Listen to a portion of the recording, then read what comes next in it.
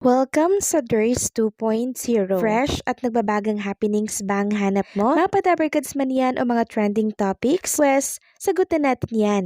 Kaya naman isubscribe nyo na ang ating channel para sa mga nagbabagang balita everyday. Welcome back again sa ating YouTube channel mga kadabarkads, and for today's video, ang pag-uusapan natin ay tungkol sa mga importanteng kaganapan sa loob at sa labas ng Itbulaga. So kanina, muli na naman pong ibinida ni Karen Aistrup ang kaniyang song na kung saan ay pinerform niya po sa Eat Bulaga stage na in-enjoy ng mga Dabarkads natin. Isang patunay lamang ito na iba talagang sumuportang Eat Bulaga sa mga individual project ng mga Dabarkads. Kaya naman congratulations Karen! At since pre-recorded lamang po ang Eat Bulaga ngayong araw po ng Lunes, silipin naman natin kung ano ang kaganapan ng mga Dabarkads natin. Unahin natin ang ganap kay Yuniel Kim na kung saan na ini-enjoy ang malamig na klima sa Baguio. Nariyan nga po at binida ni Yuniel Kim ang strawberry picking niya dito po sa La Trinidad, Benguet.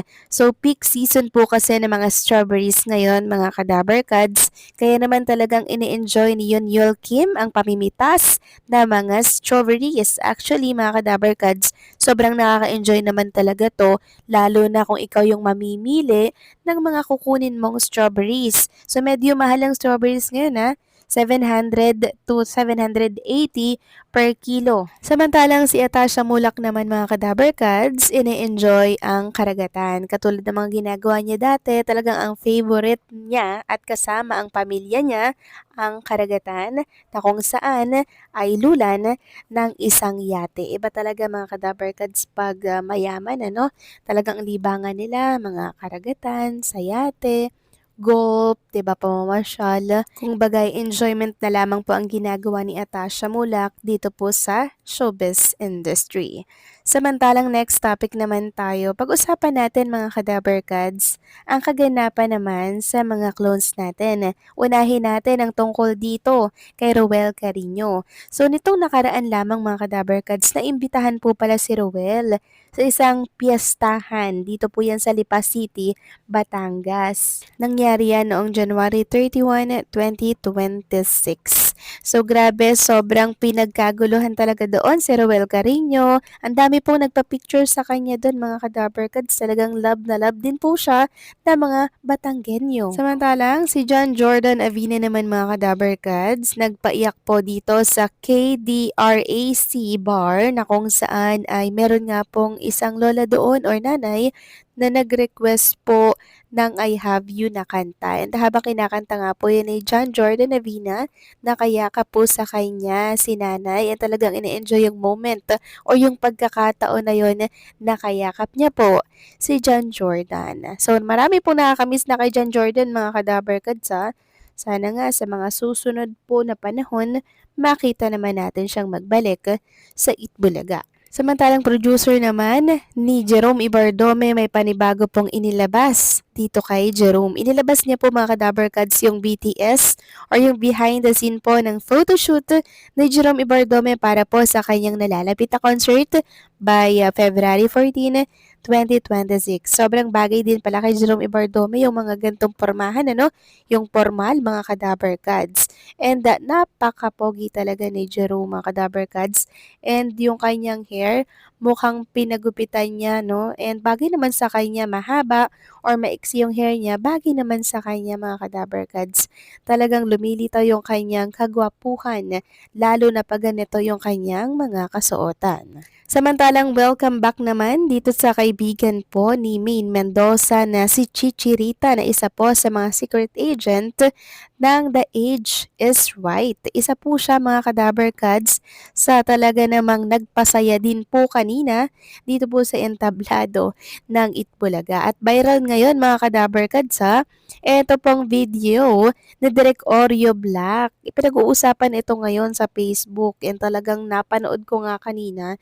Ito po si Oreo Black nung time na umiiyak siya dito at mangluha-luha. Ito yung first day po ng Itbulaga na nag-live sila sa TV5 po. Talagang emotional siya dito kasi after po ng kanilang pinagdaanan sa Tape Inc., dating producer po ng Itbulaga, sobrang iyak niya talaga. Tears of joy ang nararamdaman dito ni Oreo Black mga ka-Dabarkads. And isa po talaga siya sa masipag na director dito po sa Itbulaga. Talagang hands-on talaga siya mga ka-Dabarkads, no? And nung nakaraan nga, 'di ba, parang naging secret agent po siya sa The Age is Right. Parang nasa 43 years old lang ito, pero makikita natin na mukha pa siyang bata, 'di ba mga ka-Dabarkads? And nakakatuwa lang dahil nare-recognize yung kasipagan niya ng Itbulaga at ng mga Dabarkads lalo na po ng TVJ. Samantalang next topic naman tayo, pag-usapan naman natin ang ginawa pong pagrereklamo ni Tito Soto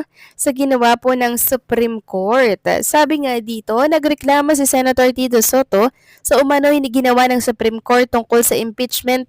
Giit ni Soto, humirap ang proseso ng impeachment dahil sa mga idinagdag na requirements bago ma-impeach ang isang opisyal. Dagdag pa nito, may mga nagsasabi umanong ang mga tao o Pilipino na mayroon itong agenda dahil sa pagpapahirap nito sa proseso ng impeachment. So yan po yung nireklamo ni Tito Soto mga ka-Dabarkads. Kayo ba? Agree po ba kayo sa mga reklamo ni Tito Soto laban sa Supreme Court?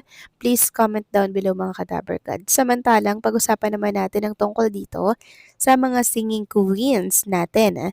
Patuloy at patuloy na naghahanap ang mga Dabarkads natin sa kanila kahit na nilinaw po ng Itbulaga na parte pa rin sila ng TBJ management or ng production. Ngayon, meron tayong nakitang post sa isang Facebook. Sabi dito, singing queens magbabalik Itbulaga na sa darating na mga linggo. Kasado na ang kanilang pasabog na segment na ikakatuwa ng lahat, kaya sa mga patuloy na nagtatanong dyan kung kailan sila babalik sa EB stage, gugulatin na lang daw kayo ng EB dahil sobrang pasabog ng kanilang pagbabalik sa entablado. Ang maganda dito, maganda ang taktika ng EB dahil pinapamiss talaga nila ang tao para magka-interest lalo sa kanilang pagbabalik. Kakaiba talaga ang EB. Walang makakatalo sa pambubulaga nila. So ayun naman pala mga ka-Dabarkads, magbabalik na ang mga singing queens natin. Actually, hindi naman talaga sila nawala mga ka-Dabarkads. Nasa backstage lang sila ng Itbulaga habang ongoing po ang Itbulaga at live na live ito. Ngayon kasi pre-recorded lang po ang Itbulaga, kaya wala din ang mga singing queens natin dyan. So pag live, andun po sila at nag-rehearse talaga sila ng kanilang mga magiging role dito po sa bagong segment ng Itbulaga. So wait na lang natin yan mga ka-Dabarkads sa mga naghahanap po sa kanila. Okay, para maging kampante na po ang lahat at hindi na po kayo ma-stress pa at awayin ng TBJ. Kasi malinaw naman po na hindi sila inalis, hindi sila tinanggal, magbabalik na sila or nagbalik na sila sa Itbulaga. Hindi naman actually sila nawala kasi mga ka-Dabarkads, di ba? Kaya wait natin ang kanilang bagong segment. So paano mga ka-Dabarkads, hanggang dito na lamang pong update natin at maraming salamat sa patuloy na pagsuporta.